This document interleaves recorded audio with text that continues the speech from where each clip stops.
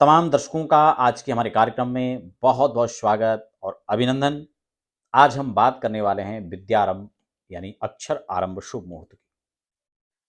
जब आप अपने बच्चे को स्कूल भेजते हैं तो आप चाहते हैं कि आपका बच्चा बहुत अच्छा पढ़े,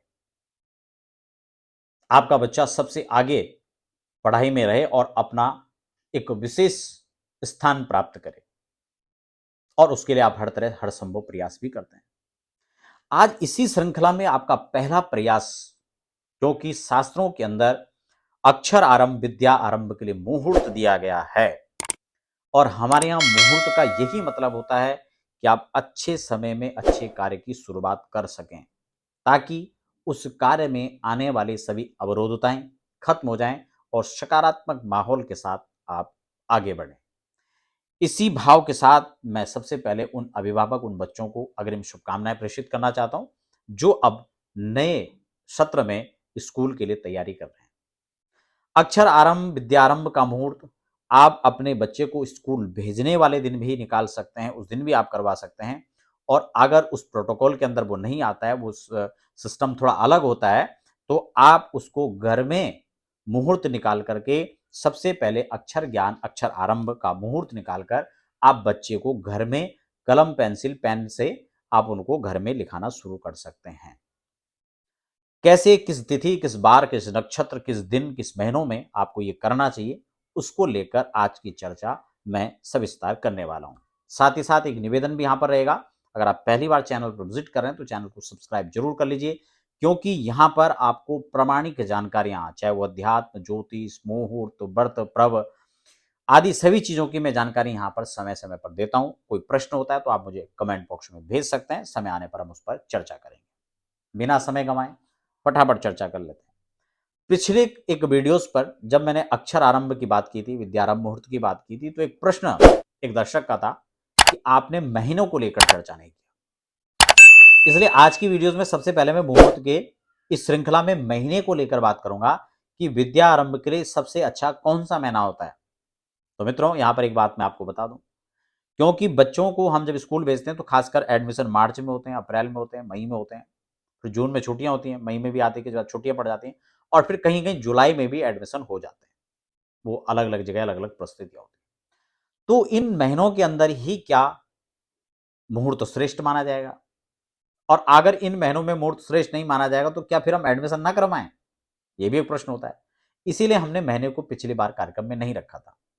अब अक्षर आरंभ मुहूर्त को अगर आप सबसे अच्छा माने तो मैं आपको एक दिन बता देता हूं।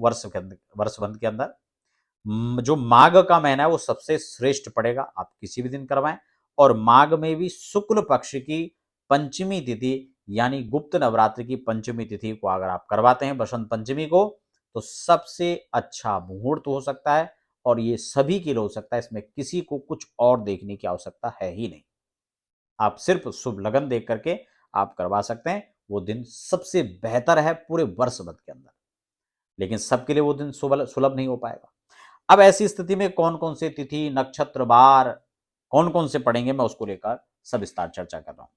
तो मास के अंदर आपको माघ का महीना श्रेष्ठ है। इसके अतिरिक्त जो भी महीने आ रहे हैं सब में कर लीजिए, कोई दिक्कत नहीं है, महीने को छोड़ दीजिए। पक्ष की बात करें तो शुक्ल पक्ष और कृष्ण पक्ष दोनों को आप कर सकते हैं, कोई दिक्कत नहीं है। शुक्ल पक्ष के साथ अच्छा मुहूर्त आ रहा है तो आप उसको ज्यादा प्रायोरिटी दीजिए। अब तिथि की बात कर लेते हैं।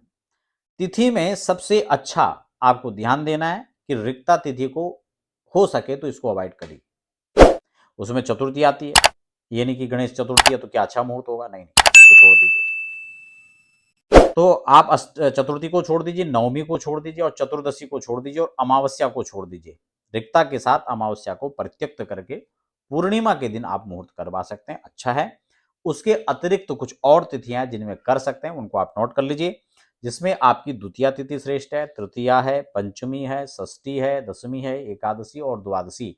खासकर ये सारे मुहूर्त अक्षर आरंभ विद्यारंभ के लिए बहुत अच्छा रहेगा, आप इन दिनों में कर सकते हैं। दूसरा हम बात कर लेते हैं बार की। बार में यहां क्रूर बारों को परित्यक्त माना गया। आपका शनिवार हो गया, मंगल हो गया, और आपका रविवार। वैसे भी संडे को तो स्कूल खैर बंद ही होता है, लेकिन रवि, मंगल और शनि, इन क्रूर बारों को छोड़ दीजिए। इन बार के अलावा आपको सोमवार का दिन अच्छा माना जाएगा, शुक्र और बृहस्पति को विशेष शुभ माना जाएगा, साथ में बुधवार भी आप ले सकते हैं। इन 4 बारों के अंदर शुभ रहेगा और 3 बारों को छोड़ दीजिए। ये 7 बारों की श्रृंखला में आपको 4 बार लेने हैं। अब बात आती है नक्षत्र की कि कौन कौन से वो नक्षत्र हैं जिनमें करना चाहिए। उसमें अगर अब मैं बात करूं, लघु और चर नक्षत्र जो हैं विद्या आरंभ और अक्षर आरंभ के लिए बहुत अच्छा माना गया। लेकिन आप सोच रहे होंगे ये कौन से नक्षत्र हैं, उसकी जानकारी नहीं।